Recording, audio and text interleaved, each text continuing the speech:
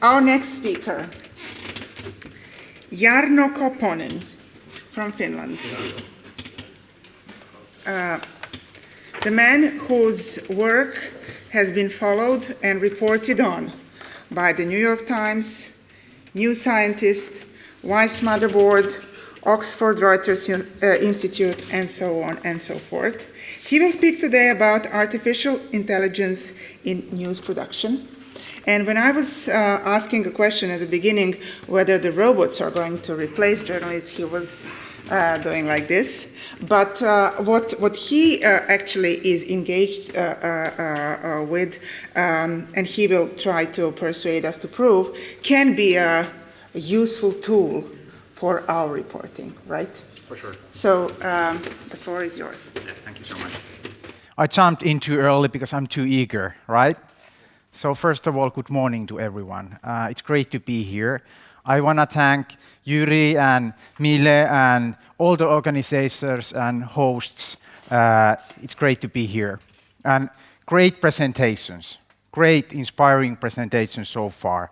I think I'm going to get more deeper and concrete on what should be done. How could we use these new technologies and interfaces to make public broadcasting and media, news media, relevant for people again? AI for democracy. This is my agenda today. First, we take a look at the big picture.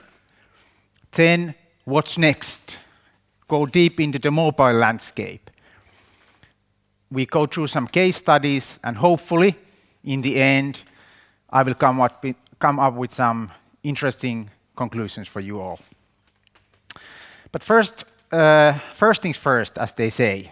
I find it polite to introduce myself, to build a common ground in here. So, my name is Jarno Koponen, as introduced. I'm the head of AI and personalization at Viali News Lab, part of the Finnish broadcasting company, Viali News and Current Affairs. Last 9 years, I focused on building new experiences using machine intelligence, algorithms, personal data. And my focus at Viali News Lab is to make sure that we use these new experiences in a human-centered, customer-driven way. And the second thing that I focus in there is to build teams. Multidisciplinary, diverse teams that understand both the technology, the user, and journalism. And I'm proud to be working at the Viali News Lab. We have a diverse, multidisciplinary teams there working together. We serve 3 to 4 million people in a weekly basis, building our all news and current affairs services, digital services. And at the same time, we try to figure out what the future holds. Before joining Viali, I worked in an internationally funded startup called Random Futureful. I spent time in Silicon Valley and San Francisco myself. Learned a lot. I had a chance to take a look at these big giants that everyone talks today, and also small startups growing up in there. What we did with Random, we built a technology and user interface to break the filter bubble. You've heard the term, filter bubble. I'm quite proud, as the colleague here said, that our work and my work was covered by the notable publications. And even though, as my background, I'm a designer and humanist, there is a technologist in me as well, and I'm proud that I've co-written a patent on the technology that we built in Random, this filter bubble breaking technology, and the patent today is referenced by Google, Facebook, and Amazon, among others. So I can say that I've been kind of doing some pioneering work, black on white on that. Prior to my current role at Viali, I worked as a product lead for our personalized news app, YLE News Watch. I had one job when I came to YLE. They were thinking that maybe personalized news is not the thing where to go. The product needed a crystallized vision, and it needed a new kind of a team culture, new kind of a combination of that brings together journalists and analysts and machine learning experts to work together. And we managed to pull that off.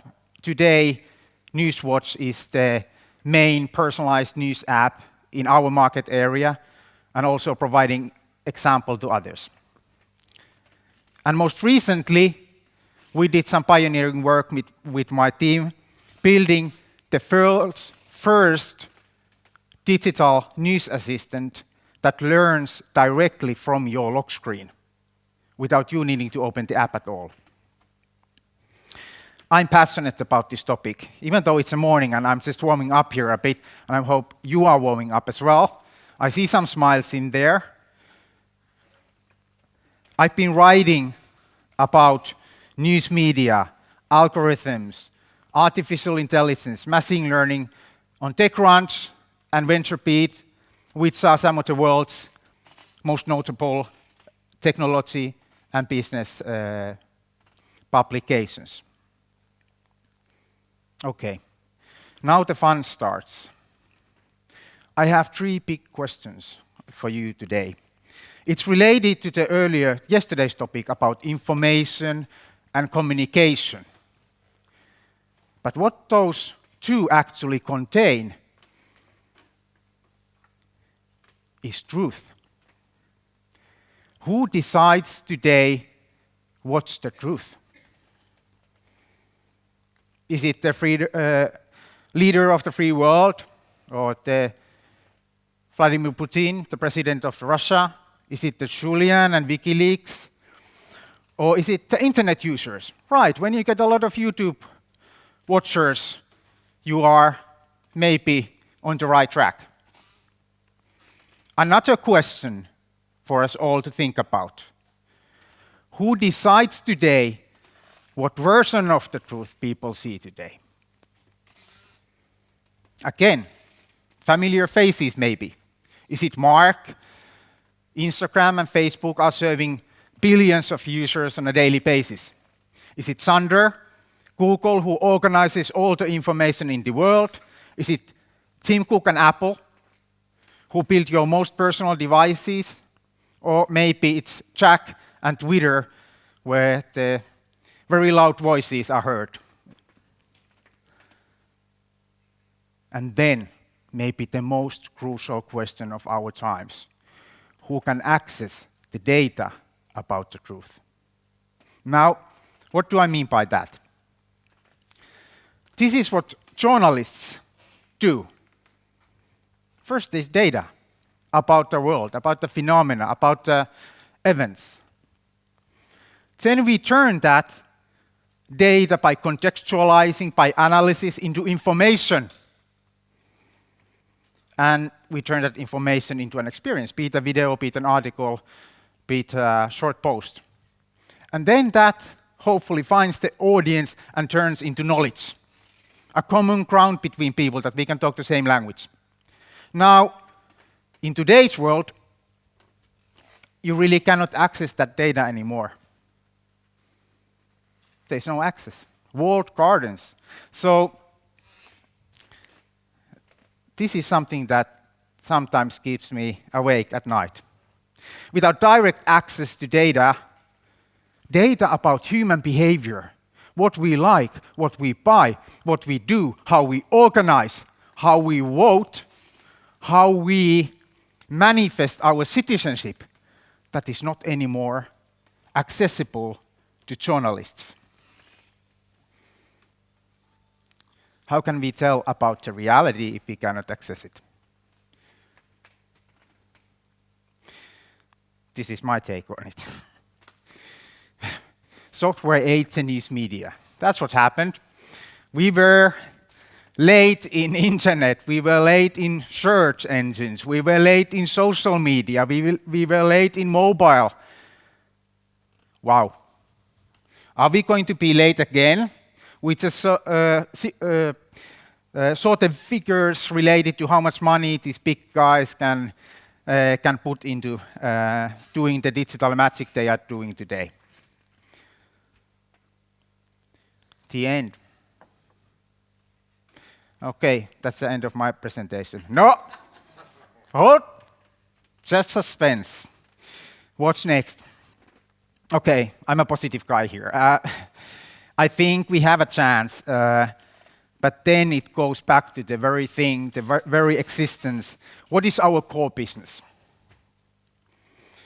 But let's take a look at the mobile landscape now. Mobile phones, everyone has a mobile phone here, right? Everyone. That's a direct access to people, mobile.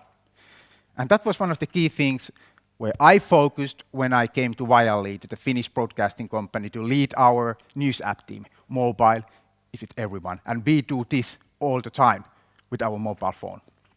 So everyone competes on your attention. We use 9 to 10 apps actively, 4 to 5 on a daily basis, and lock screen. The very screen that you see first when you take your phone, that's becoming the new news feed. You don't need to open the app anymore to see the content, to see the live video, to text your friend. Lock screen is the new news feed. And actually, young people are very interested in lock screen. Here's a nationwide study that we did. In Finland, 42% of 15 to 29 years old want to have personalized news notifications on their lock screen. Hey, there's hope. How can we get to that lock screen, right? That's the question then. So lock screen will be the new algorithmic layer for personalization. Actually, that is just the start, because next will come smart personalized content. And what do I mean by that? It means that whoever reads or listens to or watches the content, her digital footprint will affect the very content itself. And what is also happening, and now this is very, very important, the machines will start to talk to us. We are already learning this. We are already made familiar by our devices by this. You know, I don't ask for a push notification. It just comes ambiently. The machine tells me, hey, there's something I need to know. Okay, next, I don't need to say to Alexa, hi, Alexa, give me news briefing. No, it will ask me in the morning, Jarno, here's the latest news. Or in Finnish, hey Jarno, kuuntele uutiset. It will do that. Now, who is going to put that thing in the Alexa? Can this be a new beginning for news media? Because I believe that the values of journalism, the values of public broadcasting, you know, truthful information, make the unheard heard, support democracy, actually they are very relevant when you think about the troll hordes, the hate speech that we see around Europe, around the world. But we won't change the world by doing like hashtag quit Facebook or hashtag make no evil Google. That won't change things. What we need to do is that we need to take an active role to kind of take back the relationship between people, the connection to people.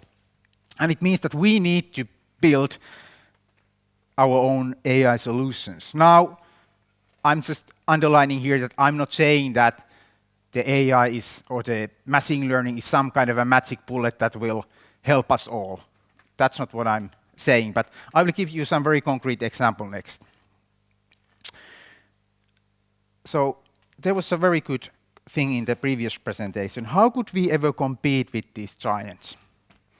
Amazon, Facebook, Netflix, whatnot. They are huge. They have the talent. Now, they don't have one thing what we have. Our core business is journalism. Our core business is news. Google's core business is not news. They failed, for example, in Notre Dame. Paris, the great cathedral, was on fire, And next to the feed, to the Notre Dame video, was shown 9/11 videos. What? Or, I don't want to go too deep into the tragedies of Christchurch, but Facebook failed magnificently. Their core business is not journalism. Their core business is not news. Now, this is something that we can use. This is our leverage. That's our core business. This is our mission. Use human intelligence. Use machine intelligence to augment the user citizen, to augment the journalist, and augment the newsroom. And we have a twofold mission, because we need to educate people about these new technologies, about machine learning, about social media, about hate speech. And at the same time, we need to build these solutions that combine the human intelligence with machine intelligence. Case studies. Now, how is this possible? So I get concrete. New forms of personalization. That was one of the questions of the previous presenter. How do we connect with a person? Where's the right spot? This is the Wiley Newswatch app. Its value proposition, we thought about this quite a bit. Where should we focus on? And it came to us. Interesting news come to you automatically, finding you on your lock screen. Naturally, wherever you are, so the location is there. So the news alerts or notifications appearing on your lock screen are in the very heart and core of our news app. We've done editorial notifications. Note, together with journalists, we thought that what are the value propositions for these notifications? For example, we have every morning wake-up call coming. That's for certain kind of people. We have main headlines, 3 to 6 main headlines every day coming. That's for certain kind of people. We have weekend briefing. That's for certain kind of people. And we have local news, recommendations. Again, connecting the person. There is an example here telling me that there is an accident in Helsinki. That's the value. I know before the social media could ever tell me that. By my reporter. Okay, so are people happy with our news alerts? We did a nationwide study because we wanted to check our own data. 71% of news app, our Newswatch users, have notifications on. 71%. And now, 76% of those think that there's a right amount of notifications. And in qualitative study, they think that our notifications are as useful as text messages. Think this, wow, it blew my mind. As useful news alerts as the text messages that you get from your friend. Wow, all the other news apps are far behind. Another case study now, because we need to become smarter. We need to make the experience, the notification experience as fluent as possible. So we built an AI-powered news assistant.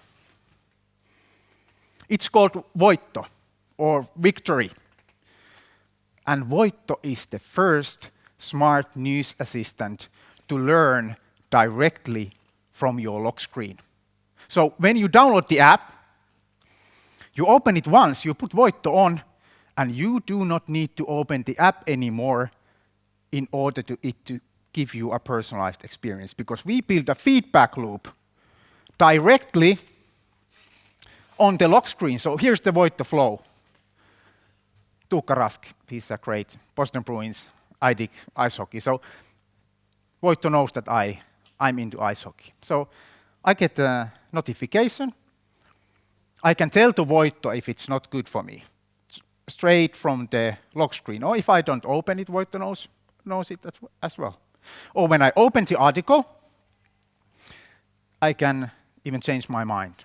So I can give direct feedback to Voitto, but it also learns ambiently, based on my reading history, based on my lock screen behavior. Have people been happy? Here is some product market fit for you. 98% of people who turn, because Voitto is now opt-in feature, so you turn it on. 98% of those people who turned Voitto on, keep it on. And now here's an important insight related to KPIs. Notifications are hard. What we figured out is that because the most important thing you need to do is to stay on the lock screen, focus on measuring if you are visible in the lock screen. So that's why it's important for us to know the churn rate, the active users that actually keep the Voitto on, because then we are on the lock screen.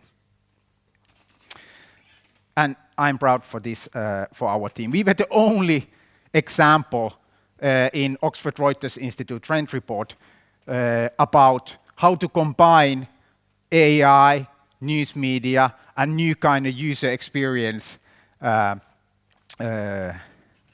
So I'm really proud for the team for this.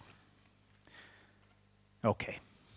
My last concrete example, personalized content. So how do you talk to people or reach to people or create an experience to people who do not read articles or watch analysis or watch or listen to like expert opinions or watch your TV show?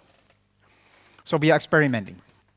And what just to give you some context here. So I said earlier that we don't have access to data about these big platforms. We need to educate people. We cannot go there because Facebook and Google and others, they are not letting us in. So we need to make sure that people would have a way to assess their own behavior, their own reactions on those platforms. So we are building tools for that. And what we concretely did, we built a game. These younger people in mind. This is an educational game that lets you become a troll, that spreads fear, suspicion, mistrust, hate speech. We decided, this is in Finnish, but we decided that all the social media examples in these games are genuine, real hate speech, real images of people trying to scare, people trying to build mistrust between people. So we used, I'm sorry, there are some triggering images maybe in there. And how did it go? We just launched this less than a week and a half ago.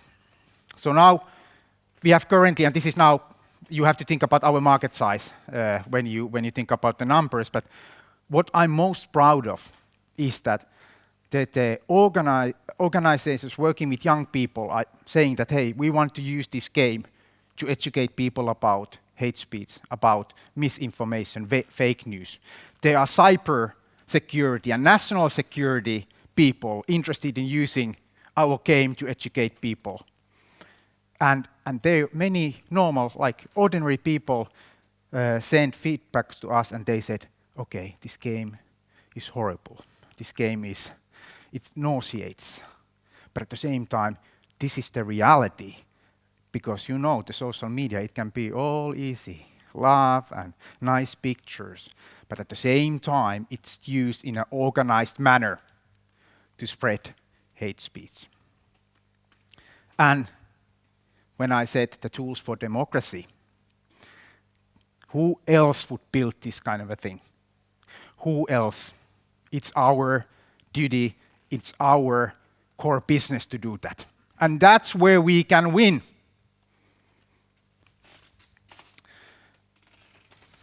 Okay, I have some conclusions. I'll be brief.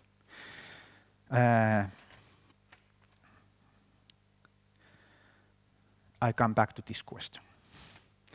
Think this. What is our core business? What gives us a right to exist? This needs to be crystal clear, because as said in the previous presentation as well, we are competing with the best of the best. So if we fail in answering to this question, you don't need AI, you don't need machine learning, you don't need any new user experience, you don't need any, you get the picture. So crystallize this. Think this is a hard question. This is a very, very hard question. Engage, empower, transform leads to new journalism. I open this a bit. Engage with your users. There have been great examples here. How do you go to the people? Engage, talk, listen, learn. Empower. Empower dialogue inside your organization, outside your organization with different stakeholders. And the last one will be also maybe painful. You need to transform. And that leads to the new journalism. Now, how do you figure out what is the new form? You need to bring together journalism, design, and data science. We use, for example, data science in making our services better, but we use also data science to understand the world in a better way. You need to bring these disciplines together in a team, in the same room, because I hear examples that people are not even never had. Journalist has never even seen a data scientist. Wow, whoa. Or an audience insight person. You know, that needs to change now. So that will lead to new form. And finally, how do you create the new experience? How do you create the meaningful experiences in this different, be it a big TV screen, be it your mobile phone, be it your audio? You need to bring together content, artificial or machine intelligence, and user interface. You need to build feedback loops between all of these elements in order to, when you have the notification, I just told you about Voitto, the smart news assistant, you need to know how to serve the content through machine learning, but also how to make the content. You need to bring in all of these elements to create the new experience. So again, machine learning or AI, it's not a magic bullet, but it can be very, very useful. I hope these examples have provided you insights how it could be used. I'm glad to tell more. At this point, I really want to thank you for your time. And thank you.